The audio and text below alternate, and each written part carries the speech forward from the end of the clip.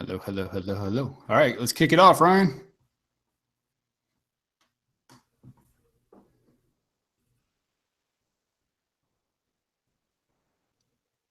This show is brought to you by airlinegeeks.com.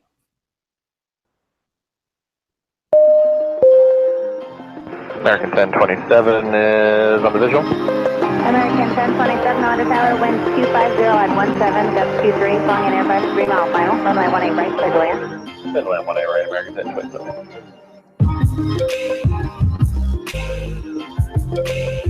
And we're coming to you live. How you doing, everybody listening in? I'd like to welcome you from today's show, brought to you by airlinegeeks.com. We're coming to you live from anywhere and everywhere. Ladies and gentlemen and AV geeks alike, we'd like to welcome you to Inside the Airlines. If you're a first-time listener, welcome. I'm one of your hosts. My name is Tyler. I'm a 6-year airline employee with experience in everything from baggage handling to customer service ticketing agent, flight attendant, and currently I do both flight attendant and internal training operations. And my name is Ryan, president and founder of airlinegeeks.com, bringing you the latest and greatest from inside the airlines. Check out airlinegeeks.com for the latest airline industry news from around the globe in real time. Parker? And my name is Parker, and I'm a senior writer at airlinegeeks.com. I've been writing for the site since last August. I've been doing aviation photography for the last 2 years. Now, not just any aviation photography. He's a little shy. All right. He's a little shy about it. He didn't want to plug it. If you don't know who this is, Ryan, you want to tell the people who this guy is? This guy, Dallas Fort Worth spotter. I mean, Parker, if you don't follow Parker on Instagram, Parker, make sure I get it right. What's your Instagram handle again? Say it for everybody. Yep. At Dallas Fort Worth spotter, all spelled out. Thanks for the shameless advertising. No problem. We love your stuff. So this is why. Great photos, man. All right. So we have a great show coming up for y'all today, following yet another major IT meltdown with another our friends meltdown. Another meltdown. That's right. You put it in my script here, Tyler. You put it in big letters, so I'd say it right. Capital letters. Another major IT meltdown with our friends across the pond, British Airways. We're going to take a look at the airlines from a technical standpoint. Are the computers outdated? What exactly happened this time around? And can it happen again? Not only that, but we're going to dive in and take an in-depth look at some of the other trending airline news stories from around the globe and what exactly that means to you as an aviation or airline enthusiast. There's a lot going on this week, though. I mean, really, we were all set and poised to do a flight attendant appreciation episode this week because obviously I'm a flight attendant, and Wednesday happens to be Flight Attendant Appreciation Day, which I didn't know, but apparently that's like a national thing.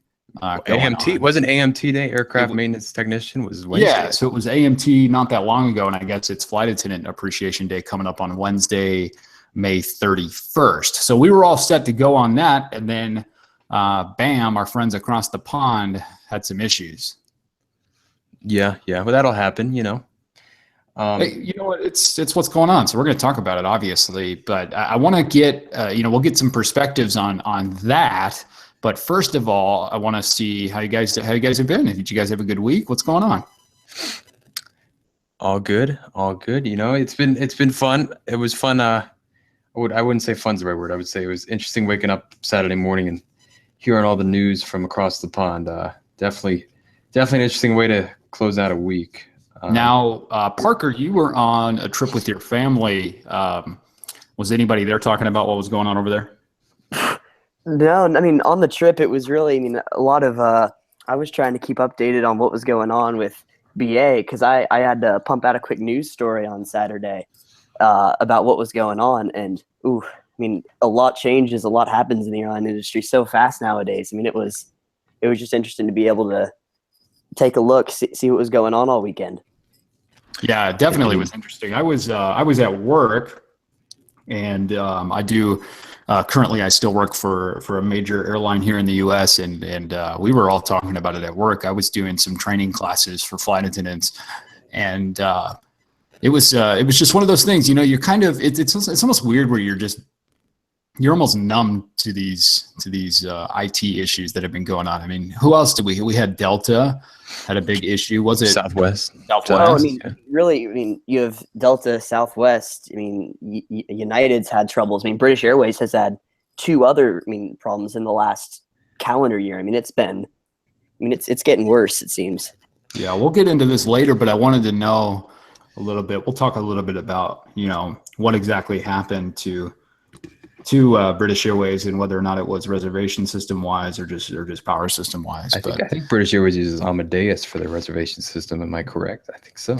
I believe so. Yeah. Mm-hmm. Yeah. We'll have to see. People. Yeah, we'll have to see about how we get into this a little bit later. But first, we did a little Q&A session on our Twitter. If you don't follow us on Twitter, go ahead and follow us right now. It's at Airline Podcast, and this week we asked y'all a few questions, just some general airline related questions, aviation related questions. And I think we got some pretty good answers here. What do you guys think? I think we got some good ones. Yeah. Indeed. Okay. So let's see here. Our first question that we asked was the infamous, so I want to hear y'all's answer for this as well. Inside the Airlines question number 1, Boeing or Airbus? Gasp. Mr. Ryan, what do you think? Boeing or Airbus? Yes or no? Will you do it? Will you pick one? I'm not picking one. Will you choose sides? They each have their own positives and negatives. It's like the difference between trying to think of a good analogy here, like a orange and like a tomato or something. They're both have similar characteristics. They both fly, but there's so many strong. There's some differences too. It's just it'd be hard to pick. It's like I don't know. People that say if it ain't Boeing, I'm not going. Yeah, it's not. It's definitely one of those things where it's hard to pick. I don't know, but what do you think, Parker? I don't even want to. I'm trying to beat around the question. If you haven't noticed, I don't like answering that question. Like when people ask me who aren't involved in the airline industry, like what's your favorite airline? Like that's like asking. There's a lot of different. It's such a broad-ended question. I mean, everybody has their own things. Everybody's different. I mean, so. But Parker, what do you think? I hate this question. It's so hard to answer, but I mean, honestly, I think I'm still partial to Boeing. I mean, if it's Airbus, I'd be happy to travel, but I'm still very, I have to say I'm very pro Boeing. I had the chance to, go up to Payne Field and it was amazing. So, I mean, I still have to go Boeing. Yeah, I'm sticking in the Boeing camp for a little bit. Of course, I love, Airbus and from a passenger standpoint, I will say that some Airbus interiors are a little more comfortable than Boeing, but that's just my point on that. We got some great answers from our Twitter followers, though. We've got Nicholas Petranik. He came back and said Boeing without a question. So he's hands down on the Boeing team. We got Aloha Travels. They replied, used to be Boeing until I discovered the A330. Now I have to say Airbus. That's interesting. That's interesting. So it's one airplane that flipped Aloha Travels' opinion on that one. Let's see here. Nathaniel Thomas, NT_plane spotter, says neither. I'll take the Jungle Jet Embraer. That's interesting. That's also very interesting. I don't know. I've always enjoyed like those regional routes. When you're doing, it's much better than in CRJ. I'll tell you what. I do. Yeah, I will hands down. I am Embraer over CRJ any day. Noon And dash then we flight. got Mary B. Mary B. Chimed in and said, "You're not going unless it's Boeing." So she went with the classic there. But that's an interesting point that they brought up about Embraer. I liked that one. That was good. The other Yeah, one, that's interesting. yeah. So our next question that we had was, if you had to pick only one airline, any airline in the world to fly on for the rest of your life, which is it?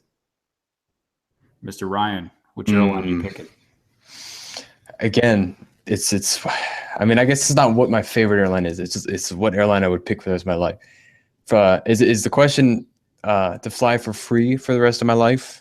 Just any airline to fly in general, whether it's for free or you have to pay for it, it doesn't matter. Just any airline. All right. I don't know. I'd have to say I'm trying to go with an airline I've been on before.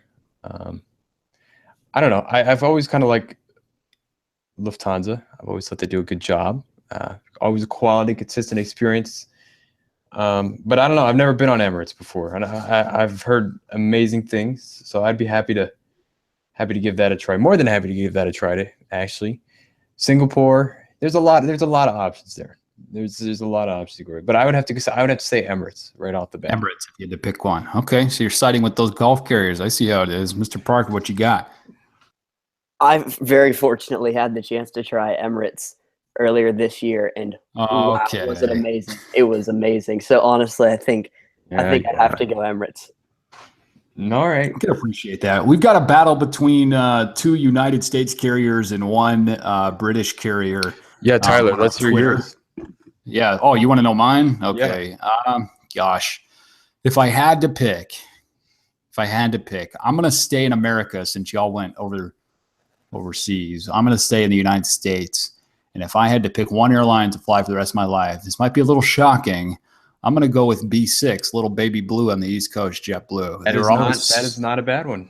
You know what? They were always so nice to me when I commuted on them from Phoenix to New York back when I was New York based. And I would take their red eye, and every single flight, they were just the nicest crews. I actually shared a crash pad in New York City with a couple of guys from JetBlue. And you know what? It's just that hospitality that draws me in. You know, you can't beat the TVs and the blue chips. But, you know, if I had to pick one airline for the rest of my life, I would probably pick JetBlue. So we had some Twitter response. Nathaniel Thomas came back and said, if it ain't AA, then it's no way.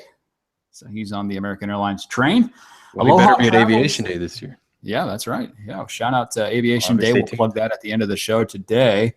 Aloha Travels comes back and says Delta for every flight, every time. So we got the two big legacy carriers battling it out. And then Nathaniel Petranek comes back again and says British Airways. Not today, though. not for the weekend, no. Not this weekend, you're not. Yeah, for sure. Oh, gosh. So we'll move on to our next question. What airline industry job interests you most? So what are you interested in most? Which airline industry job are you interested in most? All right. I'll let Parker start this one. All right. Well, I think this is an easy one for me. I have to go with pilot. I mean, I don't think there's any better way to spend a work day than up at 30,000 feet flying an airplane and cruising around. Love it. Go ahead, Mr. Ryan. How about you? What airline industry job interests you most? Well, I don't know. As somebody who's pursuing a full-time career in aviation, and I've had plenty of opportunities to shadow employees and work alongside some amazing people. The first thing I just want to say about this business is that we're one amazing family. This industry is, I think I mentioned this on the last podcast, just as a wide-reaching family, and no matter what role you're in, you'll always be welcomed and you'll always be treated as part of the airline industry family, and that's part of the beauty of it. So I don't know. I was going for, I'd have to say, I don't know. I've always kind of wanted to, it's a hard one. I definitely like to work on, it's so wide reaching though. Operations side has always interested me. On the, thanks for the background.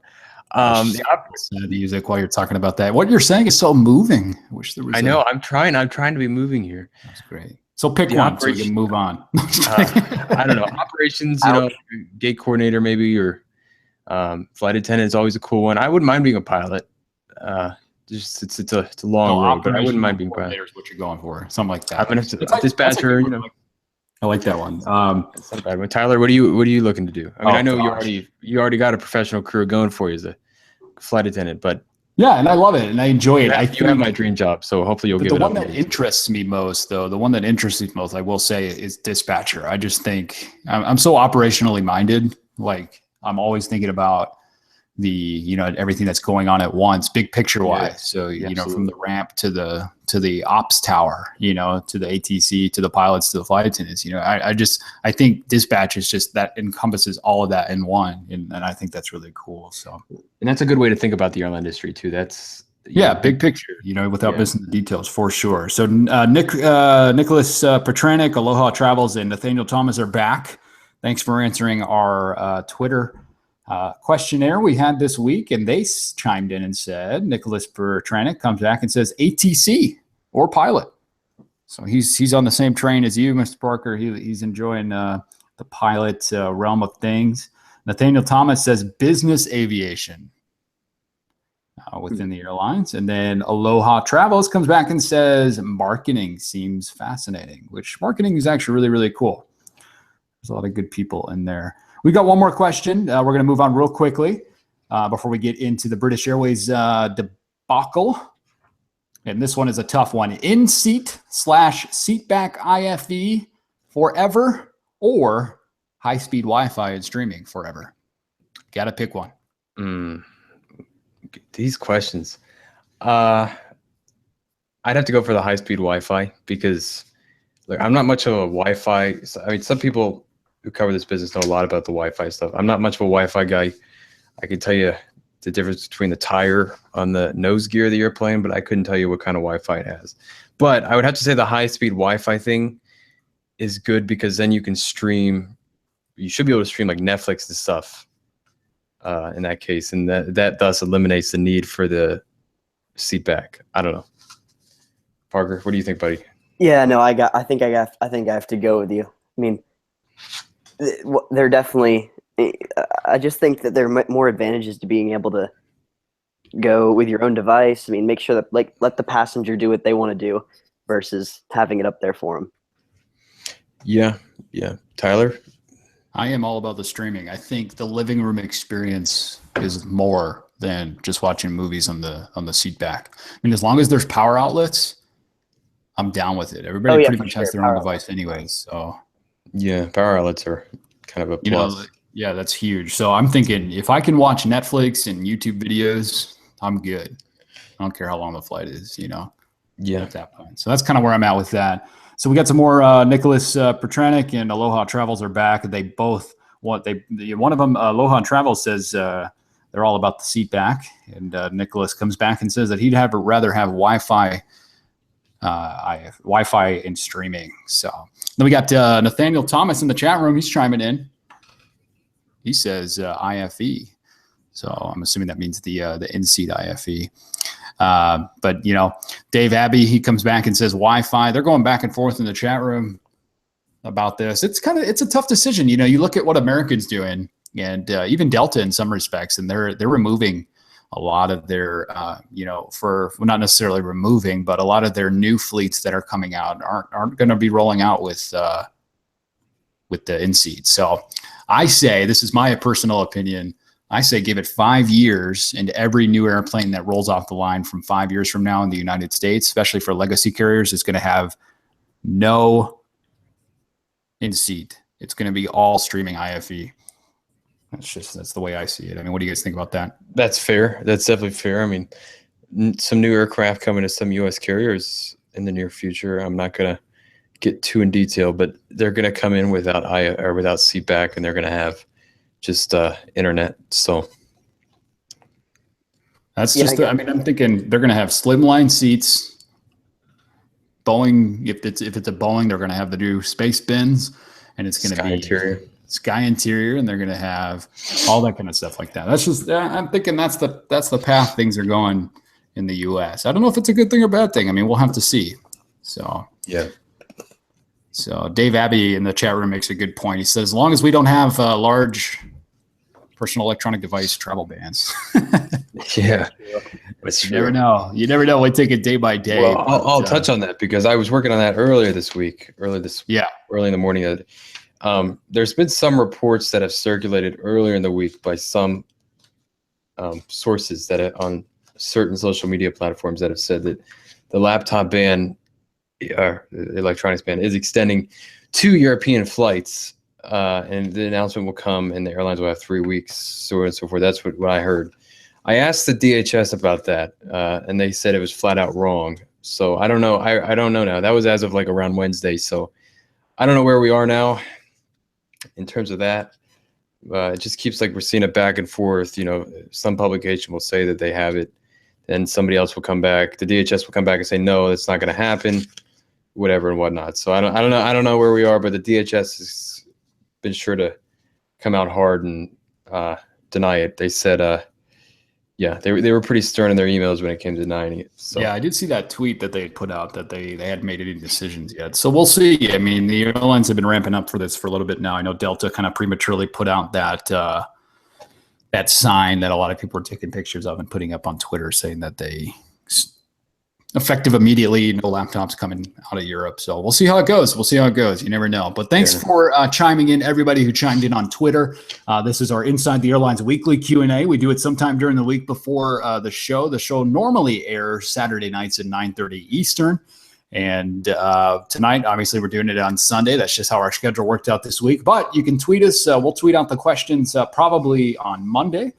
Maybe not tomorrow for Memorial Day, but sometime this week we'll tweet out the questions. You can answer those questions using the hashtag Inside the Airlines. Follow us on Twitter at Airline Podcast for more information. We're going to move on to our stories this week so that we can get to the main event, which is talking about this British Airways story. But first, we had a story. And this is what's trending this week in the airline world. And this first one is about a smaller airline. Are they a low-cost airline? Or I know they do a lot of charters and stuff, but I'm not sure. Are they considered low-cost? Yeah, I consider Allegiant low-cost. Okay, absolutely. So we're going to talk about these guys. This is the Allegiant story. Let's hear from, I believe, Parker, right? Yep. All right. So earlier this month, Allegiant Air took delivery of its first new Airbus A320 aircraft, and this comes on the heels of some huge safety troubles for the airline. In 2016, an FAA probe found that almost half of their aircraft had broken down in midair at some point in 2015, resulting in engine failure. And at one point, 5 Allegiant flights made unscheduled landings within a period of 4 hours due to various mechanical difficulties. And already this year, the airline has suffered 3 midair issues that resulted in emergency landings. The airline, which is in the process of transitioning to an all-Airbus fleet, has had its fair share of close calls in recent years, which the FAA found had largely been a result of the poor maintenance practice. So Tyler, Ryan, what do you guys make of Allegiant's recent troubles, but also their attempts to transition to a newer fleet? I saw the photos. A good place to look for those photos of the new A320. It's a 320. Mm-hmm. Benjamin Barrett, good friend of mine, and he's at the Aviation Beat on Twitter. He had some good photos from earlier this week in Orlando when they were revealing at Sanford. The aircraft, it came from Hamburg. This is their first new airplane. They have a bunch of Airbuses in their fleet. They're used aircraft, and the new one is got the new plane smell and everything. But I was looking at some of those photos from the inside. Whoa, boy, it was a tight fit. And I believe, if I'm not mistaken, one of their A319s has to have 2 exits on it because it's got so high seat density. And as you know, the 320s are general configuration for 2 exits. But I've always said, and we published a story, I think last year, about Allegiant and their sort of close comparison to ValueJet. And we all know how ValueJet sort of went downhill after that accident. Allegiant has definitely had their share of issues with the MD-80 fleet specifically. I think we had a data set in that story, something like more than half of their fleet, or a little bit less than half of their fleet, had maintenance issues in flight and then 12 of which about prompted a diversion. So they've definitely had their issues, and it seems, every month or so we hear about another. If you go to avherald.com or .net and you see, another instance where there's an Allegiant aircraft diverting or declaring an emergency or whatnot. So they're definitely having their share of issues, and it does make you kind of scratch your head a little bit. What's going on over there and what their maintenance practices are. Yeah, I almost wonder if it's more of an internal thing. I know I saw some stories alluding to that, if it had to do with union issues and things like that with the maintenance guys. Not that I would never, ever, ever imply that they are doing anything that is unsafe on purpose. But or ultimately that would fall back on, the leadership team at Allegiant, and the supplies that they're giving to their frontline team to help maintain their aircraft and things like that. So are there plans to rebrand themselves and update their fleet, to these newer Airbus and things like that? Admirable, of course. And we'll just have to see where it goes. And hopefully until then, they can maintain a safe operation at all times. But you're right, Ryan. And as scary as this sounds, I do agree that this is kind of starting to smell a little bit too much like the Value Jet story. And we don't want to have a repeat of anything like that. Absolutely not. So in other news here, today, the Russian-made MC-21-300 jet quietly completed its maiden flight over Russia. The MC-21-300 commercial jet took off on its first flight from Irkutsk Corporation manufacturing facility in Irkutsk, I can't even say it, Russia, on Sunday. This unannounced first flight is a milestone for the program as the manufacturer aims to compete with Boeing and Airbus for narrow-body aircraft development. The initial flight lasted approximately 30 minutes while maintaining an altitude of 3,280 feet. It's about 1,000 meters. The test frame reached a speed of 186 miles an hour, 300 kilometers per hour. According to the manufacturer, the first flight test, it went through in-flight stability along with power plant operations. The aircraft also performed a missed approach climbing and turning over the runway. This is a big milestone here for the Russian. The MC-20 was this nation's latest generation commercial aircraft with seating for 163 to 211 passengers and a unit cost decrease of around 12 to 15% compared to competing models. Also, customers are given two engine type options when purchasing the aircraft: U.S. manufactured Pratt & Whitney 1400Gs or Russian-made PD-114s. This option is a first for aircraft manufacturing in Russia. There are currently 175 firm and prepaid orders for Irkutsk MC-21 aircraft, including to Aeroflot and UT Air, among additional leasing corporations. Russia has a long-standing history of manufacturing commercial aircraft since 2005. 36 civil aircraft have been delivered, including the Suiker Superjet and Antonov AN-148. So this is a nice step forward for the Irkutsk Corporation. And definitely Russian aviation, definitely newer jet to look forward to over there. And it kind of completed its flight unannounced today. It was very quiet. No one really made a big deal about it. I don't know. Do you guys have any thoughts on that? Well, it's interesting how, it would appear, from a stateside perspective here in the U.S., how, Airbus and Boeing pretty much have a total, oligopoly on the industry. So it's good to see new competition, whether it's from Russia or China with the C series and things like that. It's good to see new airplanes coming out.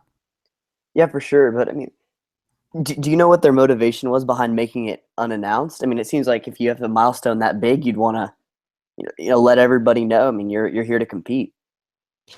Yeah, I don't know. There was nothing. I mean, honestly, I don't think anybody really knew except them and local media probably about the first flight. So I guess I just wanted to keep it quiet. That is interesting. They used a lot of those passenger airplanes, obviously, for the airlines that are in Russia. However, in the past, looking at historical trends, they have used a lot of these aircraft for military purposes and transport and things like that. So, it'll be interesting to see. Not that now causation doesn't necessarily mean correlation, but it'll be interesting to see how they use it in the future and whether or not it'll bounce back and forth or even leave Russia, with other airlines and be bought up and used by them. I'm not sure. Do you know, Ryan, what the price point was on it? I mean, is it comparable to if you were to go out and start an airline and buy a couple 320 family aircraft? Well, from my understanding, the aircraft, I had a number here. Here it is. The unit cost is 12 to 15% compared to competing models. 12 to 50% less compared to competing models. Interesting.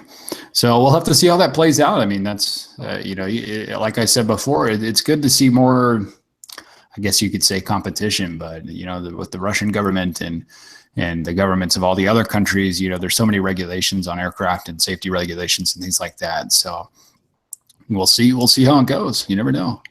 Yeah. They're piping in the chat room right now. We got our friend Glenn Tower. Thanks for tuning in, Glenn.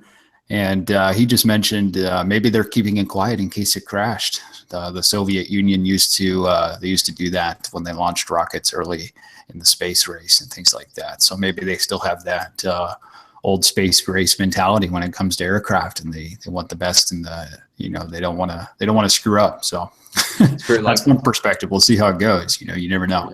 Yeah, very likely. So you guys, this is the moment we've all been waiting for. Yeah. Something's happened. Something very, very sad. Yes. I didn't think you were actually going to do this, but you're going to do it. This happened.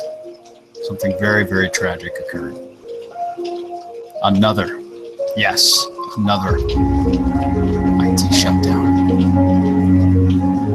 From Delta to Southwest, and now British Airways. Bust out your high visibility vests and go on Twitter to see what's going on, because British Airways have been having a tough weekend. What you think? Okay, so British Airways, everybody knows. That was Very nice. Very nice. Everybody knows what's going on. Obviously, British Airways had an IT issue. We got this news story from ABC News. Let's see what ABC News had to say about all this. The airport terminal chaos overseas. A massive standstill for a global airline on this very busy holiday weekend. Computer issues grounding flights, causing a total shutdown at 2 key airports in England, paralyzing plans for tens of thousands of travelers, many of them American, those delays ricocheting all around the world. And what triggered that outage? ABC's Matt Gutman is in London. Tonight, that computer glitch grounding British Airways' mighty fleet at England's Heathrow and Gatwick airports. The shockwaves of the shutdown rippling worldwide. Over 300 flights canceled and nearly 200 delayed. The misery etched on the faces of thousands stuffed in the terminals, stuck in lines that seemed as long as runways. This one stretching outside and around the corner. So we've been at the airport for 3 hours now, and we haven't made it through bag drop-off. As in the U.S., this is one of the busiest holiday weekends of the year here. The airline blaming it on a massive IT system failure caused by a power outage. With screens flickering out, cancellations had to be scribbled on whiteboards. On the tarmac, row after row of red-tipped British Airways planes crammed into every available parking space at the airport. Jets idling for hours on the taxiways, babies crying, miserable passengers milling in the aisles. This evening, we saw that chaos only intensifying. And you're evacuating the building. A few thousand in there? Sorry, what's happening? A few thousand people still inside. How are you going to get them out of there? The police. BA's website is now back online, but the fallout could last a lot longer. This will not only cost British Airways tens of millions of dollars, but because it's the high travel season, it will take them weeks to sort it out and get back onto a normal schedule. It's been so chaotic, Tom, that BA told me it still can't say how many passengers have been affected. The airline says flights should resume tomorrow. Now, experts are blaming this on antiquated computer systems that they say haven't been switched out, but only patched up over the years. Yeah, that's interesting. It's an interesting perspective from ABC News. So they're blaming it on all of this. So what's the latest, by the way, Mr. Ryan? What's the latest we're learning from British Airways right now? Parker would be your go-to guy for that, because Mr. Parker, what's the latest? What's going on? I mean, when I checked earlier, I mean, it sounded like today that they had, as of this morning, they still had about a third of their flights canceled out of Heathrow and Gatwick, according to, I think it was BBC. But I mean, it sounded like their goal, at least over the next couple of days, was to first get all their long haul schedules going back to normal before focusing on all those small little intra-Europe flights that they were trying to get To going. add to that, we did have British Airways on Twitter at British_Airways has been tweeting out regular updates from Chairman and CEO Alex Cruz. And if you heard in my little joke intro about this, in the very first video he came out with, he was wearing a high visibility vest, and that kind of became a joke on Twitter, which is... Hey, I like the vest. I liked it. I thought it was cool. But, yeah, I thought it looked good. Some people thought it was not so cool, though. Yeah, they thought it, they're from their perspective, it looked like, he was just throwing it on to say, hey, look, I'm working, I'm helping. So a lot of people saw, he took some flack for that. But anyways, here's the latest. This was tweeted out today at 7:36 a.m. And that is Pacific time here in the United States. This is from Chairman and CEO Alex Cruz of British Airways. Hello, everyone. Alex Cruz again here, British Airways Chief Exec. Many of our IT systems are back up today, and my colleagues across the airline are working very hard to build back our flight program and get as many of our customers as possible away on their travels. At Gatwick, we're running a near full operation, though some flights may be subject to delays. At Heathrow, we plan to fly all of our long-haul services, but the knock-on effects of yesterday's disruption will lead to delays. That is also true for our short-haul operation, and there are some short-haul cancellations. I know this has been a horrible time for customers. Some of you have missed holidays. Some of you have been stranded on aircraft, and some of you have been separated from your bags. Many of you have been stuck in long queues whilst you've waited for information. On behalf of everyone at British Airways, I want to apologize for the fact that you've had to go through these very trying experiences, and to thank you for your patience and for your understanding. Our terminals at Heathrow are again very congested today, so please don't come to the airport unless you have a confirmed booking for today and you know your flight is operating. You can check the status of your flight on ba.com flight status. And if you're flying from Heathrow today, please don't turn up too early. Because of the numbers of people here, customers are not being admitted into Terminal 5 until 90 minutes before your flight's scheduled departure. If you were at Heathrow yesterday and had to leave without picking up your bag, please be reassured. We have your bags, and we will look after them. We will arrange for them to be sent to you by courier. Please help us by making sure you have reported your missing bag on ba.com and included all your contact information. If you decided not to travel this weekend after all, you can rebook for alternative dates anytime up until the end of November, or you can have a full refund. All my British Airways colleagues on the ground and in the air are pulling out all the stops to get our operation back up to normal as quickly as we possibly can. We're not there yet, but we are doing our very best to sort things out for you. We will issue more information when we have it, so please keep an eye on ba.com, our Twitter account, and on the airport websites. Thank you very much. I think that might be the one time you'll ever hear an airline employee or executive advise you not to show up to the airport early. Yeah, right. Seriously. I thought it was a pretty decent statement. If you look at some of the replies on Twitter to that, a lot of people are very upset. One of the very first replies to that is, please don't lie to us. Website and phone are not working. This is a total lack of respect to passengers. Where are our bags? They go on to say, we can't rebook flights. I'm a journalist. I need to know what's going on. Please, someone tell us. To be honest, I thought it was a very good, response. Yeah, it was good. It was good. I have a few good tweets too from folks here. We got rebooked, no hotel. These are from passengers, right? Yeah, we have a few passenger tweets here. I'm just there were no water or meal vouchers, extra staff and T5 airside yesterday. Any claims by BA there were fabricated. And when will luggage arrive? And that was from @2A Louse. So there's a few here. Let's see what else I got. Liam Foley said today, they said all flights today, Monday, booked out. Continuing to sell tickets meant not auto or booking canceled passengers. Here's another one from Alice Trimmer.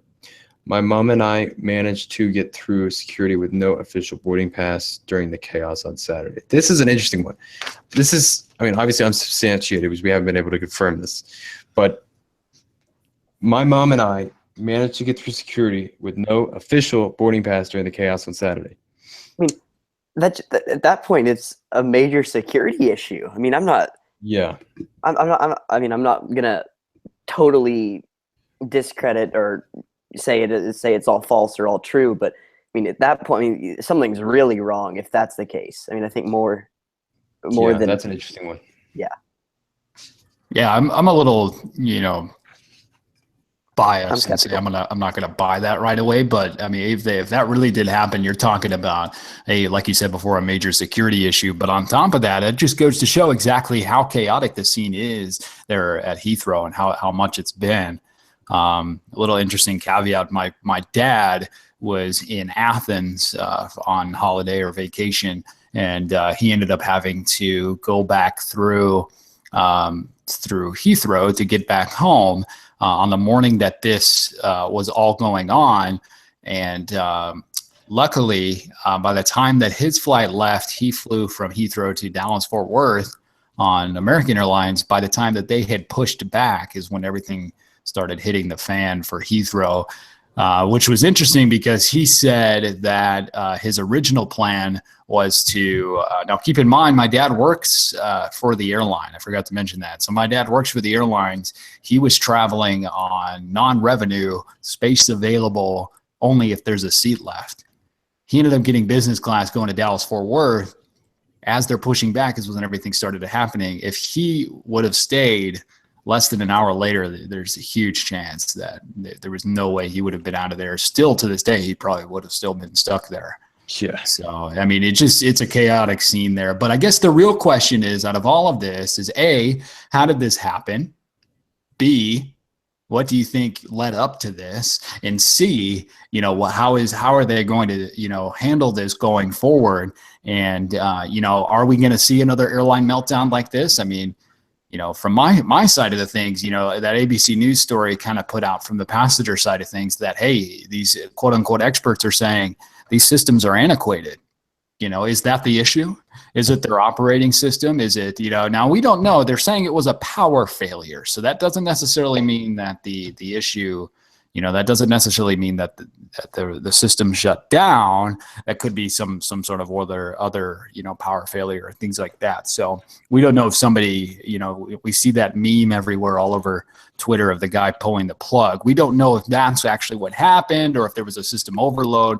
We don't have all the details yet. But in reality, is this the time to take a look and focus our attention on airline reservations and operating systems? Well, as I said yesterday, and I like to put this out there in the forefront, it's not the flight attendant's fault. It's not the res agent's fault, or it's not even, the gate agent's fault or the ticketing agent's fault or whatnot that this happened. So, to all the passengers out there, be nice to all around. I mean, this can happen to anybody, not just British Airways. Be nice to the front end staff because they're dealing with it just as much as you are, if not worse. They're trying to get information too from their higher ups, and you have to be nice to them because it really does pay it forward. Because when you're stuck in that situation as a front end staff member, and I'm sure Tyler, you can relate, I can relate. It's really a horrible situation to be in because you have passengers not knowing, but you don't know the answer either. So be nice, be patient with them. They might not know the information either. So I'd like to put that out there. Yeah, and we were talking a little bit about, hey, what exactly is their, reservation system or anything like that. And like I said, so far all signs are pointing to the fact that, hey, this might not even be a reservation or operational system issue. This may be, a power failure at some main server points or things like that. And we're not IT, people. We did reach out to a few IT personnel to see if they wanted to come on and chat about it. Unfortunately, it was just a little too short notice, which is fine, but we don't know all the details. So like you were saying before, let's not jump to conclusions right away and say, this is their system was antiquated. Now you go back and you look at the history, and Parker, I don't know when you wrote the story, if you had any insight on this, there was some history of them outsourcing some positions in the technical side of things out to India. Do we know anything about that, Parker? No, honestly, I can say I do not know a whole lot about that. But I mean, I also do think it's important to point out, as you did when this started, that I mean, first off, this is not the first of these issues, nor is it British Airways' first time having these issues. I mean, they had two other big system failures in September, and then I think July of last year. I mean,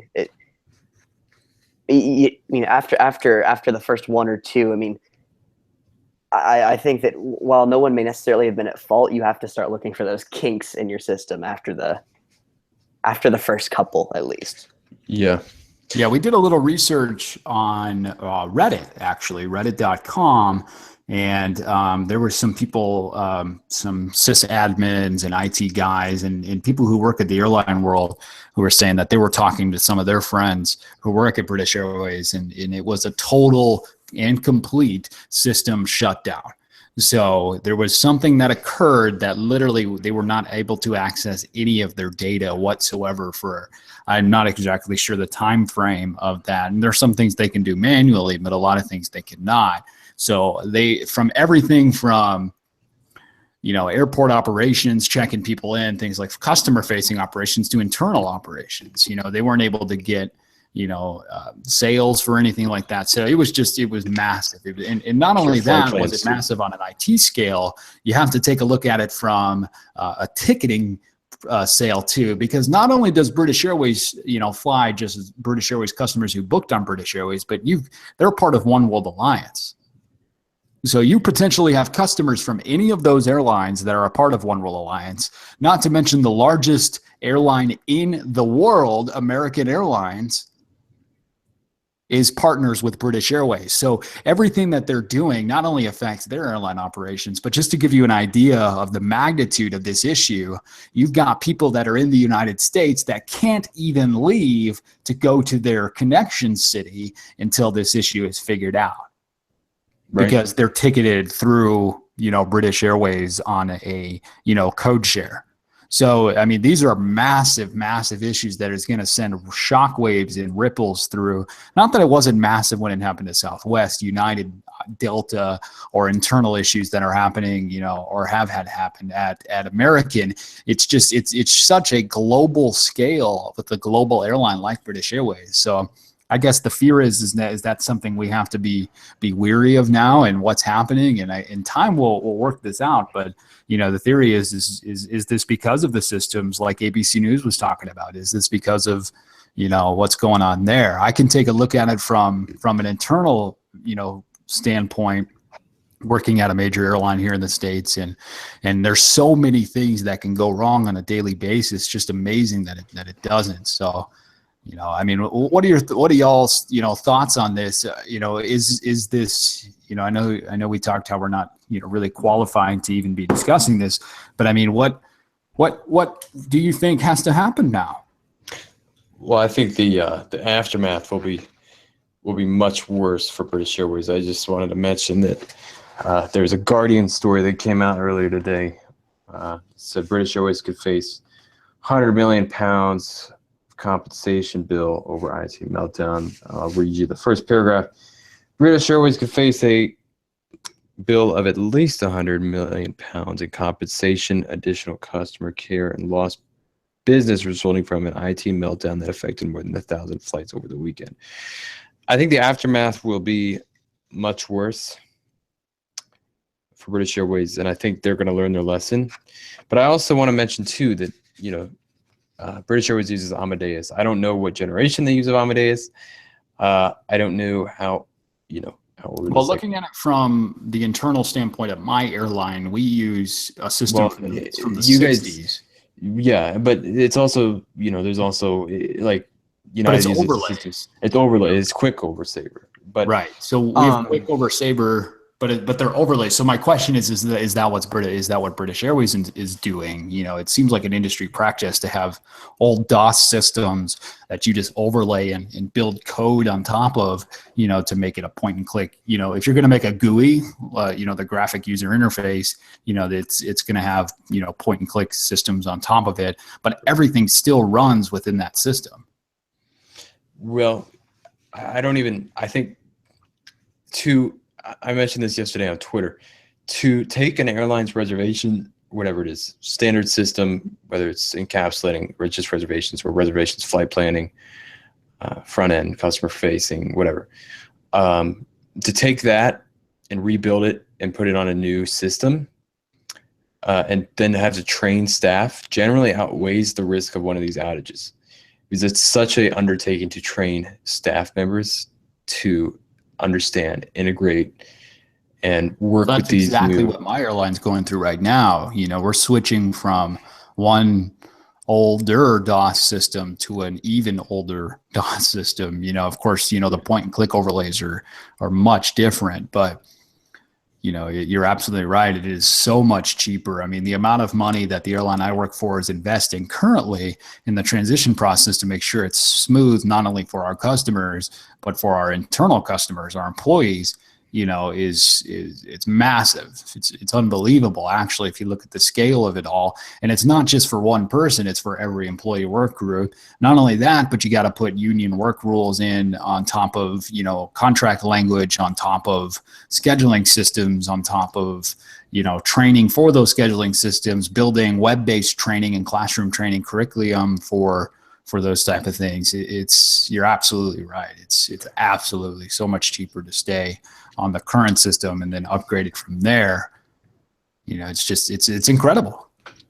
Yeah, indeed. It's incredible as to what's going on. The scale of those systems too is, I mean, they extend further than the res system. They extend farther, you know, oh yeah, there's so much more than the reservation service, side of it. flight planning. You know, I know a lot of dispatchers that love their Sabre. Yeah, exactly. So, I mean, it's just amazing to see those kind of things. Was there anything else interesting that you had heard about while you were doing research for your story, Parker? Honestly, I mean, I think you covered it. I mean, honestly, while I'm nowhere near qualified to be able to talk about this and, you know, what actually happened and, you know, of course, internal like IT ramifications.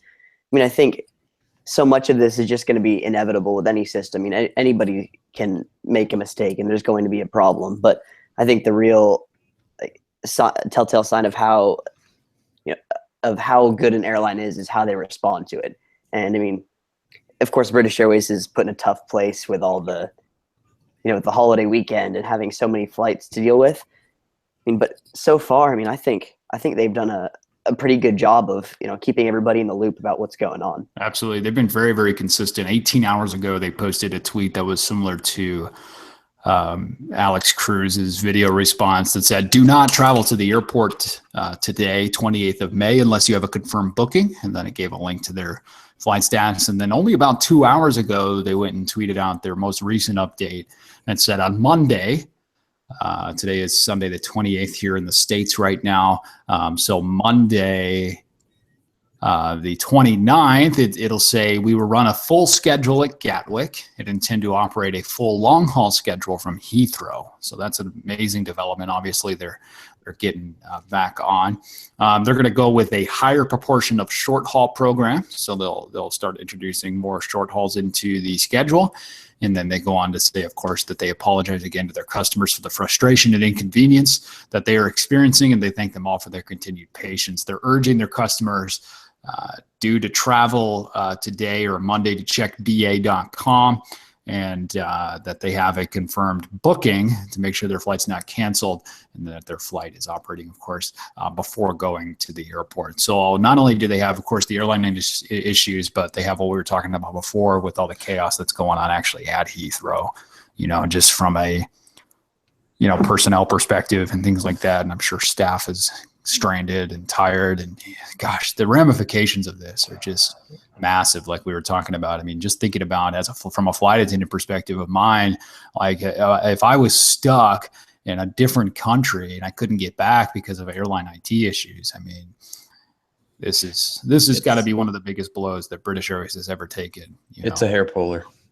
So I agree with you, Ryan, that we are we're definitely, our hearts go out to not only the customers that are impacted by this issue, but to the staff that are dealing with this issue, the frontline staff especially, gate agents, airport agents, airport managers, flight attendants and pilots that are stranded all over the world trying to get back and things like that. So we hope the best for British Airways. We'll be watching this situation very closely. You can stay tuned to Airline Geeks Twitter. I'm sure, Ryan, you'll keep that updated, airlinegeeks.com. And of course, Airline Podcast. If there's anything new, we'll keep up on with that. We have some exciting news. An exciting event that's coming up in association with airlinegeeks.com. Ryan, you want to tell us a little bit about this year's Aviation Day? All right. Well, I think a lot of people who follow us know about our Signature Aviation Day event. We did it last year in coordination with American Airlines. We did it last year. I think we did it about 13 cities: Dallas, Chicago, New York, Miami, Charlotte, Philadelphia, Los Angeles, and London. So we had an international presence. So plenty of good opportunities this year too. Last year was a lot of fun. We had a lot of people come out. It's free tickets as usual. So definitely come on down, free of charge. The only catch, it may be free, but the problem is with it being free is that there's a high demand and we only have limited spots at each hub or facility. So at some hubs, like London, there's only 5 spots available. But what we're going to do this time is we're going to send an email, post on Twitter, post on Facebook, post on Instagram, that specific date and time when those tickets will open up. So everybody has a fair chance at getting those tickets. And we're doing it in a few more cities actually this year. We have Phoenix. I think we're going to add Phoenix. Paris. I don't think I announced this officially on Airline Geeks. I did it on my personal account. We're going to add Paris to the list this year. We have London again. We have JFK and LaGuardia. And then we'll have in Dallas, we're going to add the flight attendant training facility too. So, and I think all 3 of us, Parker, you're coming to the Dallas location, correct? Yep. I'll be at DFW. So, so we'll do a little Inside the Airlines meetup along with Aviation Day in Dallas, Fort Worth. That'll be great. And normally, for all the Dallas people, just wanted to cue you in on a little insight. We normally do the night before. We did this last year. We did a shindig at the C.R. Smith Museum. The lovely people there let the folks go down in the archives, which, as you can imagine, for an airline the size of American, is magnormous. So it's definitely cool. Walk around the flagship in there, and definitely enjoy some. We have some food. I think we're doing that again, so that'll be fun. Maybe I can make it down, but I'll be at DCA this year, so keep watch for me at DCA. We have a lot of fun planned. We're trying to add. We have Paris added, London, in terms of international presence. I'm hoping maybe to try to do something in Asia, but I don't know. That might be a last second thing. Oh, and we have Tulsa again. Tulsa's a fun one if you're interested too. It didn't sell out very quick last year. I say sell out, but they're free. But Tulsa is a cool one. Definitely a very sizable facility, maintenance facility. Definitely to bring out the AvGeek and everybody. So if you're able, keep watching on our social media channels. We should be bringing out the tickets in the coming weeks. We're just finalizing some details at the hubs, make sure everybody is in place, ready to go for another great Aviation Day. Absolutely. So no matter what occurs, Parker and I will be at the Dallas-Fort Worth location. I'll be in flight attendant uniform and hanging out and making sure everything goes smoothly from both sides of the operation. So we'll be excited. And I'll be there piled down with cameras. Oh, yeah. Get some good spotting done. And I think now, I mentioned this to the American team when we were doing some planning, and to my team here at Airline Geeks, we were talking about this. Now more than ever, this day is critical. I mean, last year it was super fun. I mean, I honestly, I didn't sleep the night before. I was so excited. And I didn't sleep the night after because I was so excited about what we did. But this year, I think it matters a lot more of how well we put this together and how well we show off the industry and the people that love it and people that get up early in the morning to work in it or just be passionate about it. Take those photos of the airplane and get out to the airport. Especially with some of the grief the airline industry's been getting over the past few months. Now more than ever, I think, to show the world that there are countless numbers of passionate people who love this business. If we can show that through this day, I think that's an awesome opportunity. Agreed. And what's the date again on that one? Friday, August 18th. So actually, fun fact, National Aviation Day, the one that was declared by FDR, is actually on the 19th, but operationally doing it on a Saturday would not work very well. So it's on August 18th, 2017. We'll let you know when the tickets come out. I really hope everybody can try to get a fair chance of trying to be there. Such an awesome day. I can't stress it enough. An awesome day. Yes, we were all excited about that. So Aviation Day, August 18th, 2017. Stay tuned to airlinegeeks.com, at Airline Geeks on Twitter, and we'll also let everybody know about it on our handle at Airline Podcast. So if this is your first time listening, once again, we thank you so much, seriously, for checking us out. This is our second episode ever. You can follow us on iTunes. We have our podcast RSS feed is there as well. And that's Inside the Airlines. You can follow us once again on Twitter at Airline Podcast. We're a part of airlinegeeks.com. We couldn't be more excited for those of you who are listening, enjoying it, have given us such great feedback since we started this awesome podcast. We're here to bring you the latest trending airline news stories. And normally every week we do an interview. This week, a lot of stuff fell through, but that's okay. That's the way things go. We'll have an interview, and I think next week we've got an exciting episode. It's going to be the Flight Attendant Appreciation Day episode. So we'll have some cool interviews from flight attendants and things like that, and we're excited for that. Coming down the pipe, we have some even more exciting episodes with dispatchers, cabin interiors, IFV. We're going to be talking about regional airlines coming up here pretty soon. We've got a lot of exciting stuff planned for this summer. So again, thanks again, you guys, for checking us out. This has been another episode of Inside the Airlines with myself, Parker, and Ryan. Thank you for tuning in. Check us out on iTunes. Give us a rate, comment, like, and subscribe. We'll see you guys next week.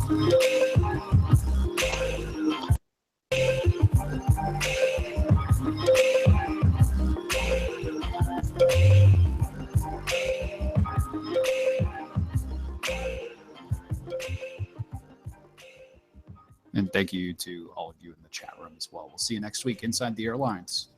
Good night. Take care.